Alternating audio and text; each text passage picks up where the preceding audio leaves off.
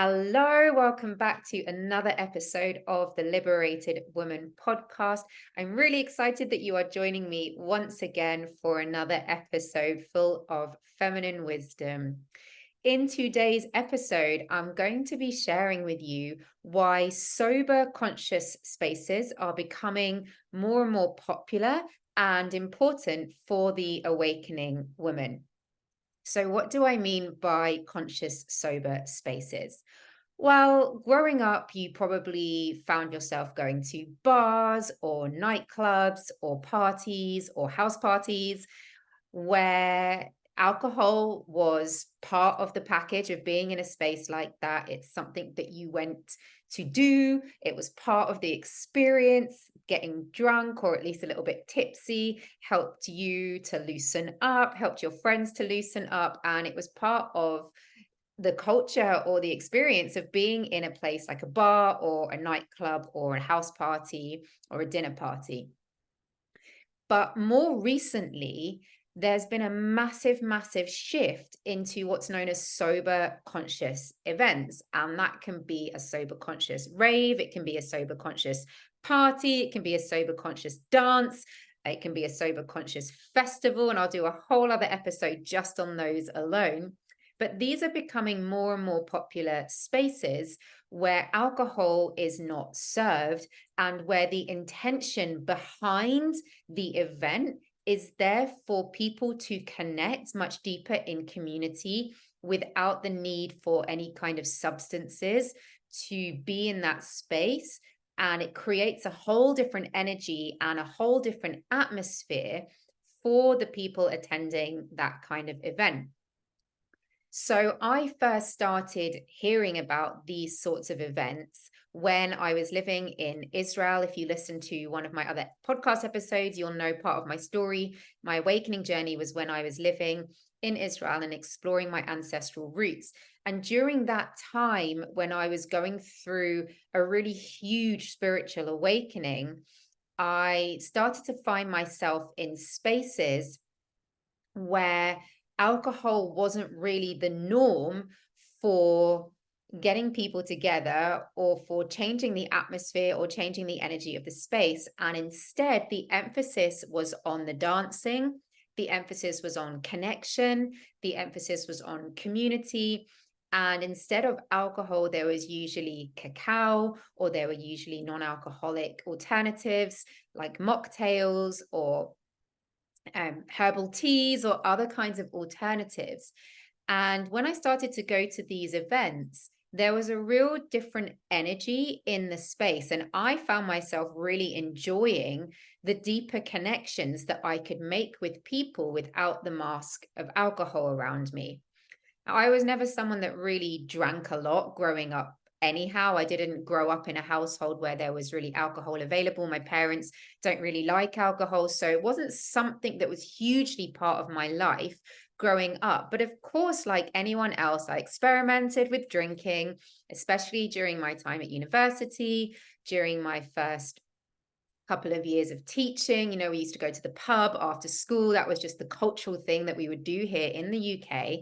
And I'm sure that many of you can relate to that culture of socializing in a bar or socializing in a pub or a beer garden. It's a very British thing to do, but I know it's really prevalent in other cultures too. And so, although alcohol wasn't a huge part of my life, it certainly played a role in some of the socialization that I was a part of. And of course, when people invite you out for birthdays or for celebrations, weddings, events, alcohol is usually present in those spaces. And I remember the first time that I went to an ecstatic dance event in Israel, and there was no alcohol there, and it was advertised as a sober event with the emphasis being on the sober. And it was an all-female ecstatic dance event. And it was really beautiful to be in a space of women who were going through their awakening journey, through their healing journey, and who were coming to find a space where they didn't feel the need to be a certain person or present themselves in a certain way, in order to be liked, in order to be validated, and certainly not to be sexualized or gazed at in a certain way. And I think, for most women, when you go out to a bar or a club or a party or an event, inevitably you end up looking outside of yourself somewhat and outsourcing your power, because you are aware that there are other people in the room, and you might be thinking, oh, what are they thinking of me, how I'm dressed, how I look, how I dance, how I present myself. And so often it's been the norm to have a drink to loosen it up, or to get some confidence or some bravery in the space, some courage to loosen your tongue or to loosen your body.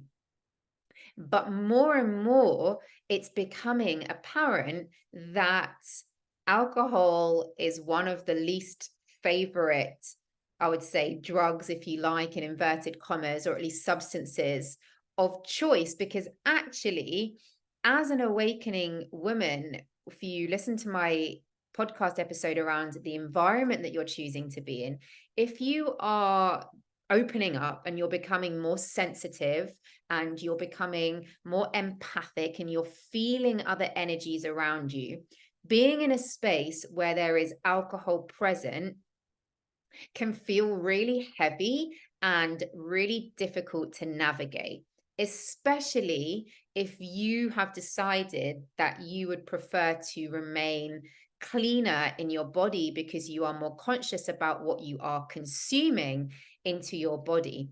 And so being in that space around other people who are drinking, even if they're not necessarily drunk, you can start to pick up on that energy, and you can start to feed off that energy. And it can make you feel quite heavy, quite lethargic, perhaps a little bit unsafe, a little bit uneasy. And so when I was in this ecstatic dance, this sober ecstatic dance with other women, there was nothing to mask me. I had to fully feel my body, fully feel the music. And at the very beginning of my awakening journey, when I was going to these sorts of events, it was really uncomfortable for me. I really didn't know how to move my body, especially after I'd been living in this freeze trauma response for such a long time. But what it taught me was to allow myself to really connect with my body in a way that was authentic and truthful to me, without any external substances hindering my inhibitions or giving me false courage or clouding any of my vision around the journey that I was experiencing through the ecstatic dance. And then as I continued to go through my awakening journey, my body started to physically reject alcohol. So it's not like I was drinking often, but when I would have, let's say, a glass of wine or a glass of Prosecco, my body would literally physically reject it. Like, it didn't want it in my body anymore. And when I've started to talk to a lot of other women who have gone through their awakening journey, they experience something very similar. It just didn't really feel aligned for them anymore to be in spaces where alcohol was the primary point of call to use as a mask, because ultimately it feels inauthentic to be your true self only when you're drunk, right? Like, we can be our true selves when we're sober. In fact, we want to know who we are sober. We want to know who we are in our authenticity, in our truth, in our organic essence. And so these sorts of events are becoming more and more popular. And I've noticed over the last 4 or 5 years, being a part of community that goes to sober festivals, sober events, sober raves, sober dances, ecstatic dances, cacao ceremonies, that it's becoming increasingly popular amongst the awakening woman.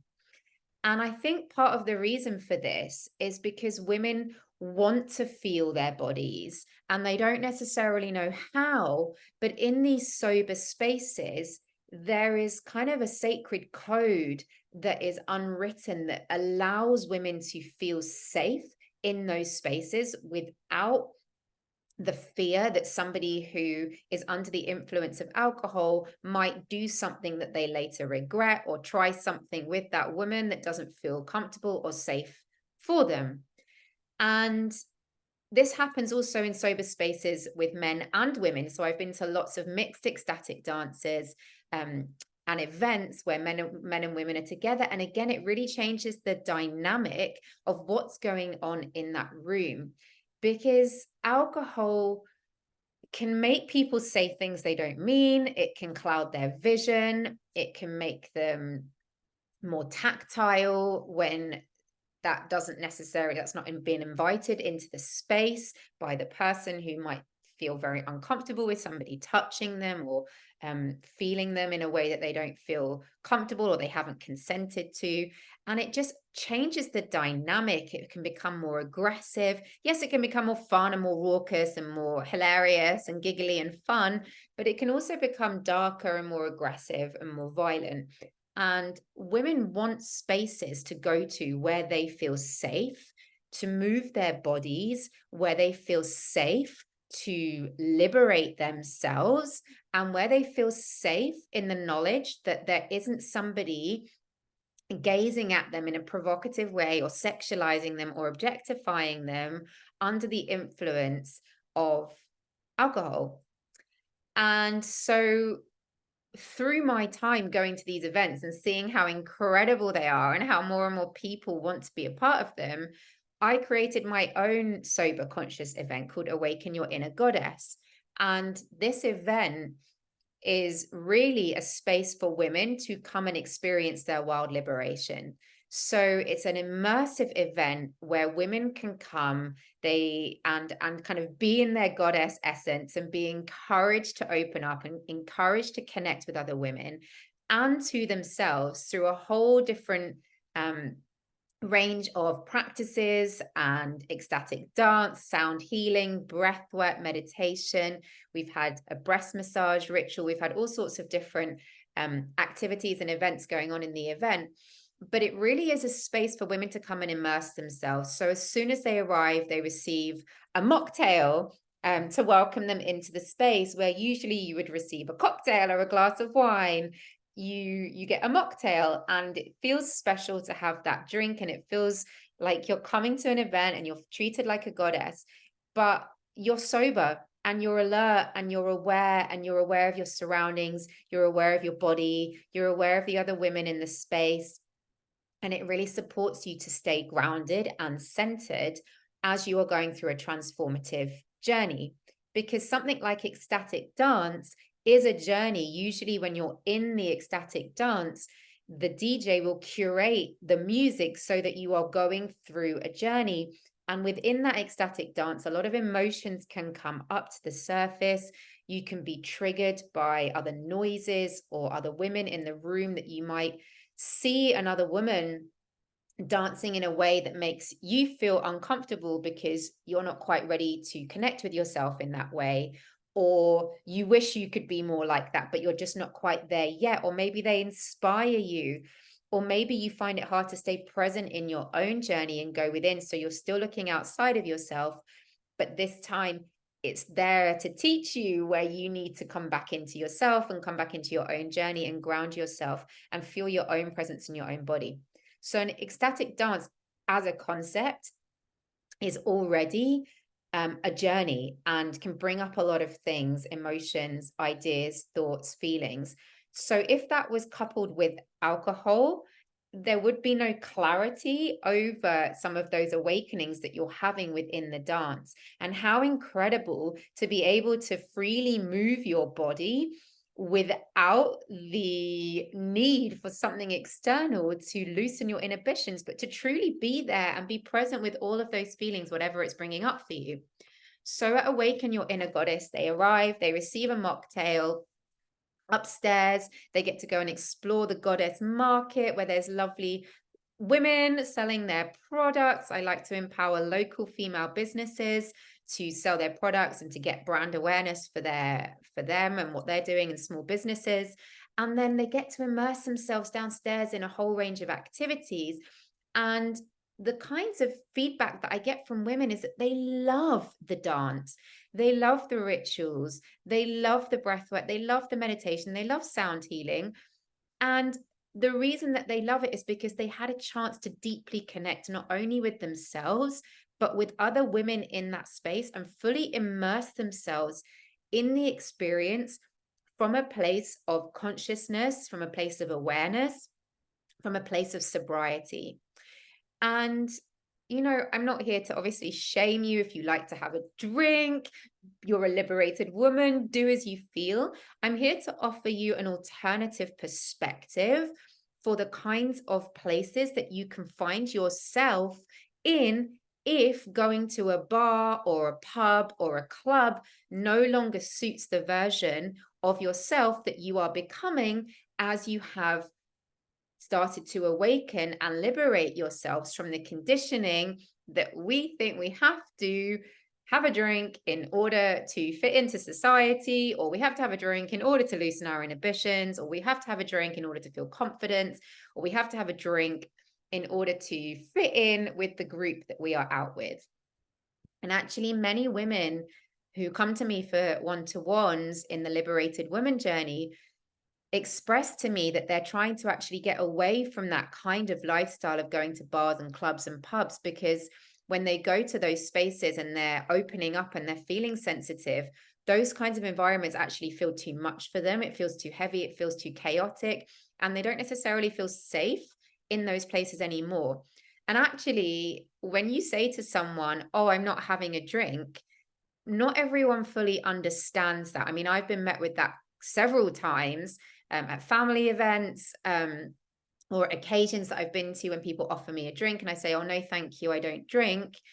And, like, do you not drink for a reason? They think I'm a recovering alcoholic. That's not the reason at all. I've never been an alcoholic, but maybe I am. And it's not necessarily appropriate for them to ask me why I don't drink, although I guess they're curious because it's so normalized for us to have a drink in our hand at a social occasion. So I always explain to them, well, I don't particularly love drinking. I've never really been a drinker. I've had my days of drinking. It was fun at the time, but now I live a more conscious and intentional life.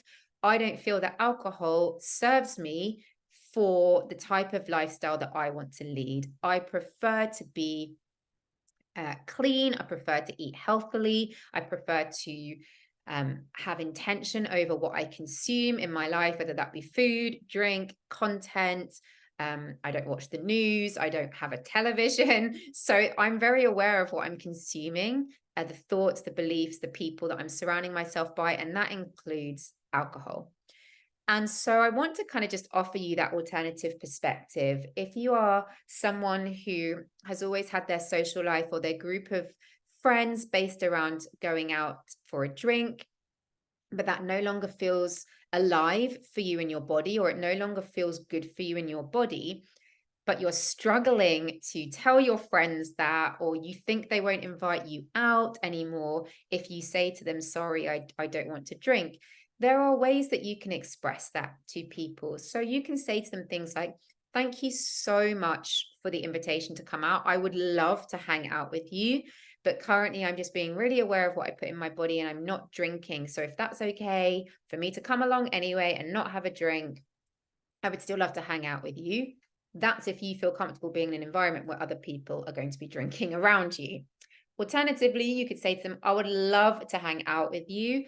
Going to the pub no longer feels good for me. I would prefer it if we met in a cafe for a coffee, or I prefer it if we went for a walk in the park, or I prefer it if you would really love to come with me to this ecstatic dance event I'm going to, or a sober rave, or a conscious rave, or whatever it is," and invite them to come and be a part of that world, of your world, and show them an alternative way of being. So there are other ways that you can still hang out with those friends if they feel aligned for you, or your social group, or even your colleagues at work, without having to have a drink. It can feel like a lot of pressure, especially if you're new in a job, or you're trying to impress your colleagues, or you're trying to fit in with a new community or a group of friends. But let me just remind you that as a liberated woman, as a woman who is awakening, you have boundaries, you have a voice, and you can express yourself in any way that feels in alignment and with integrity and truth to you. So if you are trying to impress your new colleagues at work, but you don't want to drink, you can be very honest with them and just say, thank you so much for the invitation to go to the pub after work. I'd be happy to join you. I'm just going to have an orange juice or an elderflower cordial, whatever your drink of choice is. And honestly, if they judge you for that, like, that's on them. That's not on you. You get to make choices in your life that suit you and your lifestyle.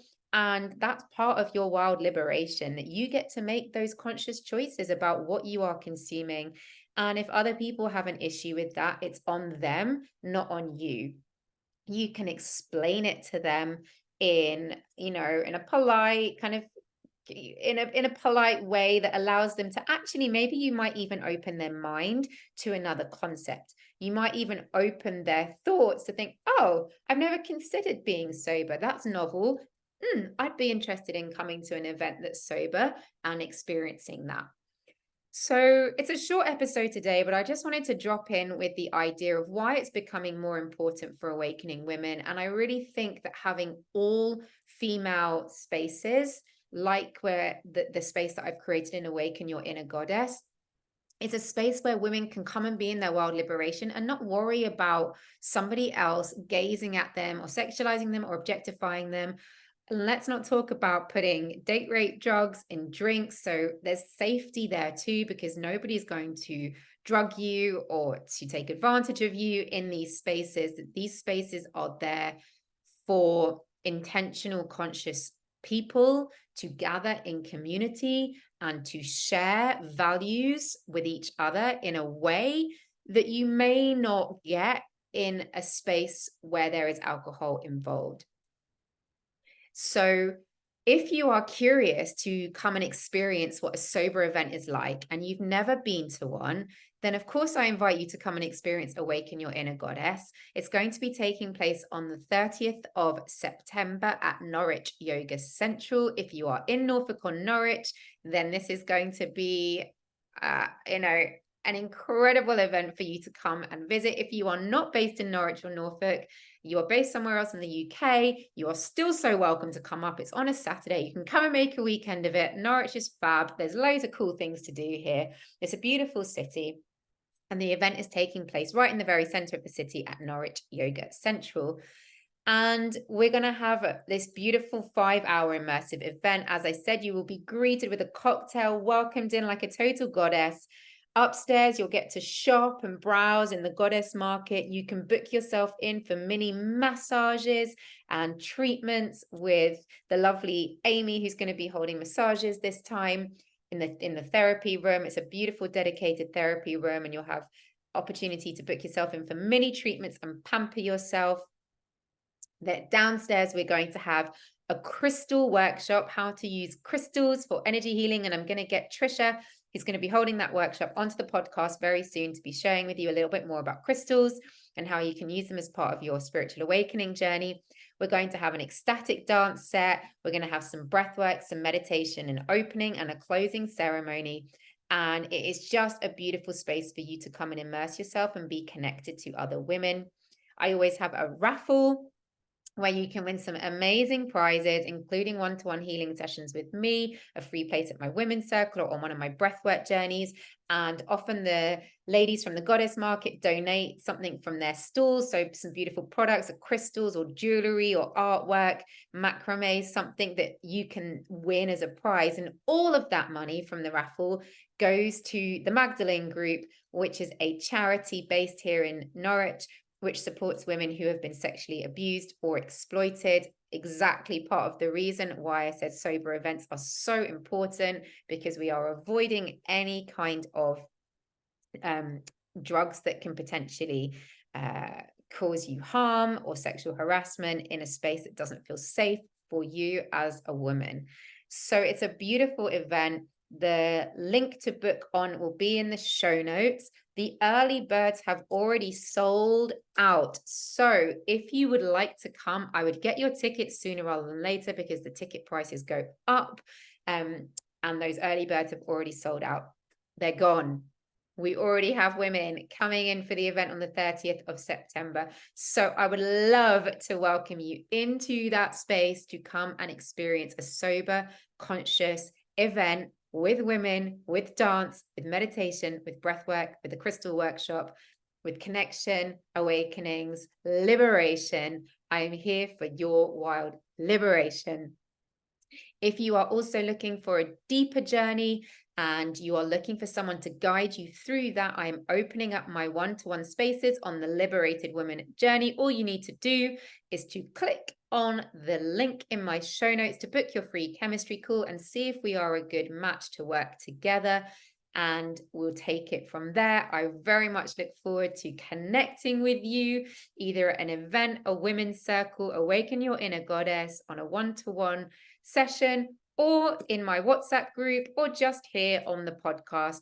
You have a lot of spaces with which to connect, and I very much look forward to continuing this journey with you. Until then, have a magical, magical day.